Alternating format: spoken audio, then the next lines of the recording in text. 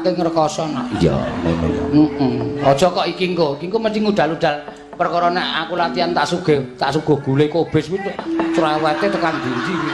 Nanti wong sing streaminge ngerti lho. Nek aku streaming ngevlog kan mesti gimana Pak Seno gule kobes dengkul memlocot aku.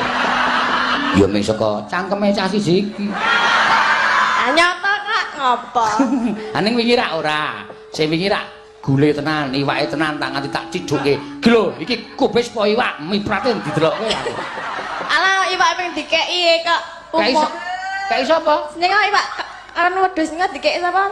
Sing juragane tenda kae sapa? Kae mbayar ya, Cung. Aku muni dikeki. Padahal ya ming wangun-wangune ngono lho men kono ketok men.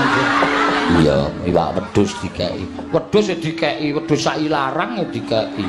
Iya.